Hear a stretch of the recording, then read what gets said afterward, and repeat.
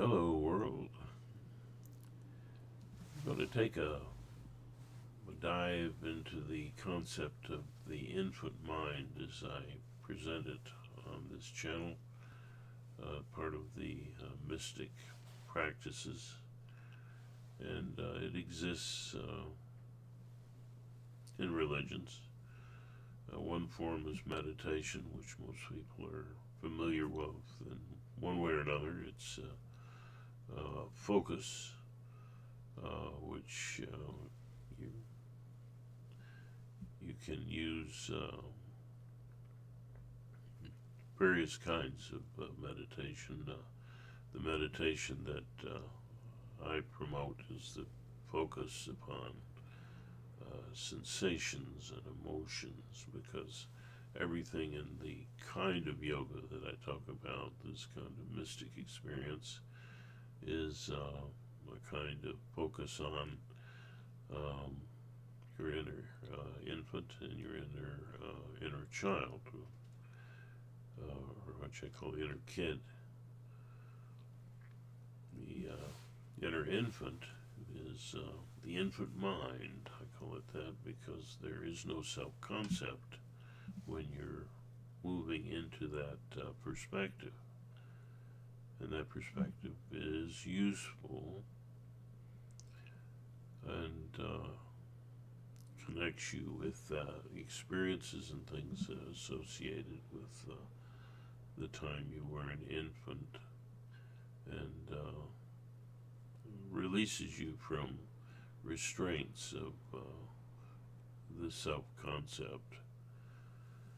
It should be practiced with the other practices that I talk about, and it may not be the first practice that um, that a teacher such as myself would recommend, depending on the individual.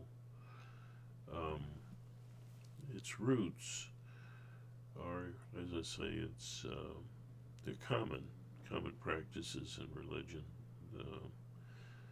Another one is, which I'll demonstrate today, is the use of glossolalia and chanting. Both of these things can be very useful and put you in touch with a sense of non-ego. And the other practice, of course, is the breath. And I'll demonstrate that later. But I thought it might be interesting for this audience to see an example of glossolalia and chanting as it exists in two religions that I'll show you today. And so this type of mystic approach or yoga that I talk about um, uses focus and play and expression, using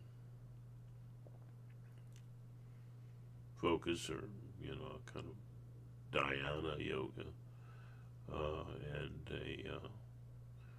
the use of mantra yoga is the use of, I call it the use of sound. Most of the time in mantra yoga, you're hearing the approach is some kind of chant, which is repeated over and over again. But I include the use of sound as a way to enter into the non-ego state. Also, the breath is what I use. So that's to get very very deeply into feelings. Now we layer these basically on top of each other, and if you're going to use all three, and so with all of these, there is an element of focus in the way that I teach it. So you're focusing on your your sensations and emotions without words. And then you move into, I prefer the glossolalia approach. And then you go into the use of, well, still focusing, and then still focusing, you move into the use of breath to get very close to an expression of your feelings. Now, the mantra yoga that I use is it's the way I play with language. The it's then the prana yoga, of course, is the breath, and that's what I use to go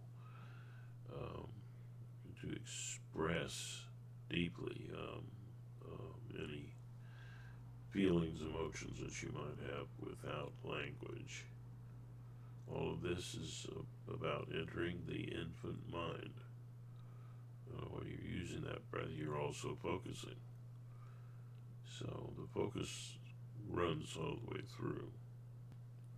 So these are all kinds of meditation, in a sense. But there is also the use of the playful sound and expression of feeling, getting with combined with sound and deep breathing. Not like you're breathing in deep in and out, in and out. No, you breathe in deeply, and then you're using sound in a different way. You're still focusing, like in the dhyana approach, but you're also using sound, but this time to go to express the feelings and sensations you're having at the moment. These things can be rather powerful, and part of spiritual growth is not being tied down to a particular ego concept. Now, the role play techniques are involved as offshoots of these original abilities that you have for language. They are seen as elements, precursors to the social language development, and those are forms of empathy.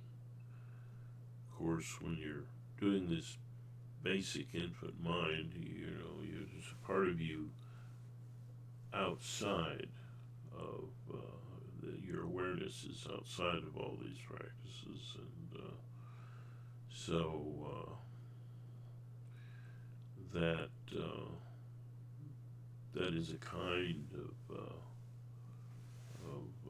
caring that you're having for yourself, because you're doing everything in this practice is used to comfort yourself. That's part of the safety feature, and it can be either a negative or a positive sort of feeling. So you'll see similarities of this kind of yoga with a lot of current practices in psychology, but this is not psychology. This is spiritual, because developing these abilities develops virtue, and that's because the forms of empathy um, are at the root of your innate developmental virtues. Truth from objective empathy, which is an evolute of focus, the evolution from this playful use of sound is creative empathy, the ability to create play, but using language. And the the virtue attached to that is artfulness, the ability to see things from a lot of different perspectives, and your attempts to care or empathize. Um, Now, the expression of feeling is helped by compassion, and compassion that makes it safe for you to feel. I'm hoping that you're following along. This is a lot in one session to talk about, but for now, I'm going to focus on chanting and glossolalia mostly, and the infant mind in general. I've got, if you're looking at the picture, this is a practice in spirit-filled Catholicism. They're using glossolalia, and in this case, they're singing it. You can speak it or you can sing it, however, whatever makes you feel better, because everything in this type of yoga I talk about is to feel better. You're not aiming at any particular thing, either negative or positive. You're just finding out what feels right to you and developing that. So it's a journey within your mind. So let's begin now with glossolalia.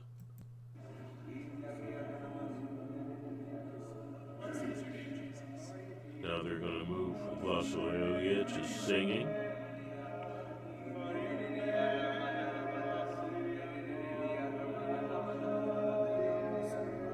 It's rather beautiful, isn't it? Obviously, some of this yoga you can't do it in a group.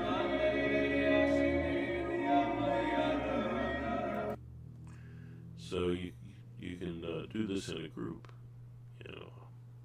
but you can also do it on your own.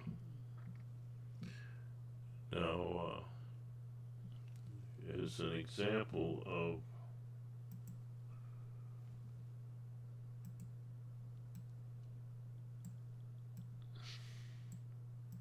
chanting, I'm going to include something that the Beatles made popular, which is from the Dharmashastra religion, a form of Vaishnava Hinduism that was imported over here by Srila Prabhupada, the guy you're looking at here. Let's listen to that. Hare Rama, Rama Rama, Hare Hare, Hare Krishna, Krishna Krishna, Hare Hare. Now, the Gregorian type chant is another kind of chant. But anyway, these are a repeat over and over again, even though you're using in a chant things that have perhaps some kind of meaning. You're repeating the thing over and over again, and it loses its meaning. Your mind isn't thinking, it's just moving away from this. You'll notice elements of this in politics where people are chanting phrases. And so, yeah, you can use the infant mind. It can be kind of elevating, or you reach a kind of high with it in some cases, and you'll hear chants that where there can be really negative, where they're talking about some kind of oppression, or they're talking about their freedom, and you get to wondering, it's like they're saying these things over and over again. Are they really thinking, or are they just kind of moving into a sphere where they are in a group and kind of it opens up a channel for, I think, influencing people in a group, and it can be used that way. So there is a big overlap with mystical practices and politics, and this is what this channel is about. And so it helps you to understand society, politics, and the mystic approach. The mystic approach, why the mystic approach? Well, the mystic approach puts you in touch with a sense of a higher self, which, since I stay within the range of objectivity, means, you can, or supernatural sorts of notions, if you have them, you have them. But they're not necessary for this practice. And the understanding, the core understanding, does not include supernatural concepts at all. It includes the higher power as your brain, and that is seen as the creator of all you imagine to be true, or pleasurable, or whatever. It's the creator, and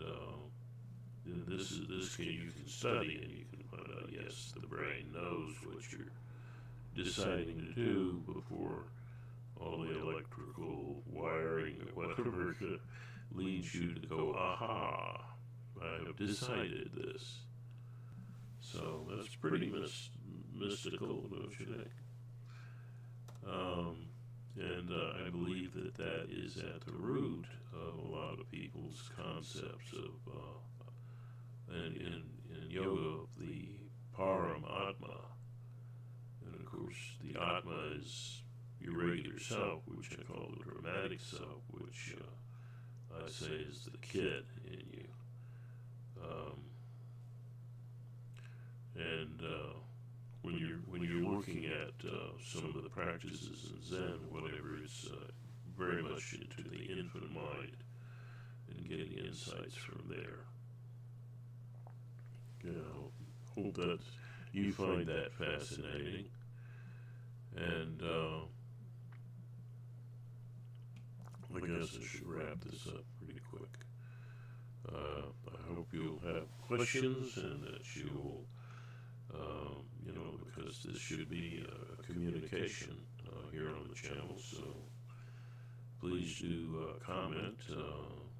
Do give your criticisms, whatever you feel inclined to comment. And if you like what's being presented, or think it's something that people should take a look at,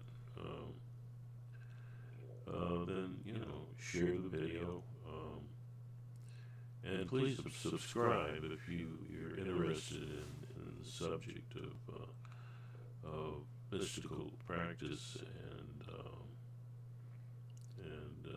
politics, and which is a spiritual practice, but it's this spirituality of yoga as I teach on the channel is not um, beholden to any one particular religion. It's free. Um, you can have a religion or you can not have a religion, and it just works, and it works in kind of some wonderful ways, which I'll try to go into at another time. But we do have Zoom calls, and occasionally they're rare, but we like people to join those. We also do chats that we put on the channel from time to time on using Facebook, and so please join our Facebook group, which is the same name, Inner Mind Communication, and let us know you're there. And okay, so the whole purpose of this is to stimulate thinking, and I hope that this has stimulated your mind and given you some insights as to connections between empathy and politics. It's in a nutshell. Yeah, but there's also personal growth that's attached to this. Growing into forms of empathy is growth into greater emotional intelligence. So that will also be something that we can talk about and study. And this is pretty deep stuff. Okay, if you don't get it right away, well, that's fine. Just keep asking questions, and if you subscribe, then we might just ask you to join us in a Zoom call, especially if you become a member of the Inner Mind Communication Facebook group. Okay? I hope this holds your attention. Pretty much amateurs with this YouTube thing, and I hope that this has some value for you. So until next time, realize that you don't just live in a universe of wonder. You're part of that wonder. And self-realization is a lot like realizing the reality of the universe. You're realizing yourself. You're realizing your brain, your mysterious brain. That's the way we would put it. And you say, oh, there's more to it than that. Well, maybe there is. But that's up to you to decide. Okay. So until next time, I like to give you my blessing, which goes like this. I love it. It's an Irish blessing.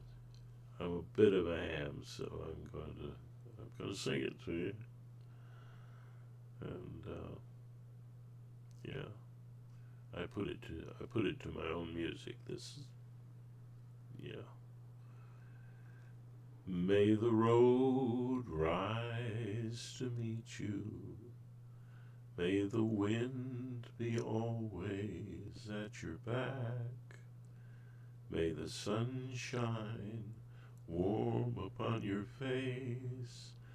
The rain fall soft upon your fields. And until we meet again, may God hold you in the palm of his hand, or her hand, or its hand, however you conceive of that, of God. Okay? Or don't conceive of, yeah, some, you know, yeah. The ultimate reality is a safe definition, I think, for everybody when it comes to the idea of God. What do you think? Well, until next time, take care.